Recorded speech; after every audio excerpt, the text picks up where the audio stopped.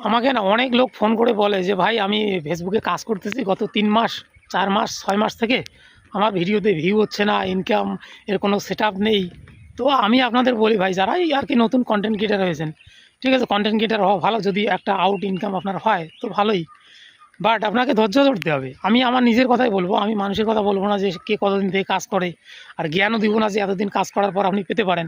ঠিক আছে, সঠিক আমি বলবো না, গ্যারান্টি দিব না, বাট আমি আমার নিজের কথাই বলতেছি। আমি গত 3 বছর থেকে কাজ করতেছি, 3.5 বছর চলতেছে রানিং আর কি। ঠিক আছে, তো আমি কন্টেন্ট মনিটাইজেশন, যেটা ফেসবুক থেকে মেন ইনকামের সেটআপ হয়, সেটা আমি পেয়েছি মোটামুটি 3 মাস হলো। তা আপনি এবার নিজে চিন্তা করুন আপনাকে কতদিন ধৈর্য ধরে কাজ করতে হবে।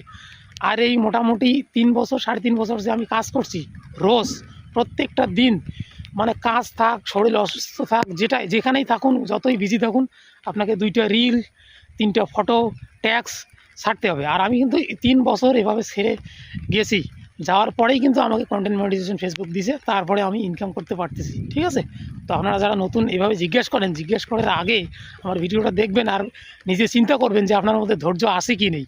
যদি ধৈর্য না থাকে তাহলে আমার মনে হয় ফেসবুকে কাজ করাটা ছেড়ে দেওয়াই ভালো।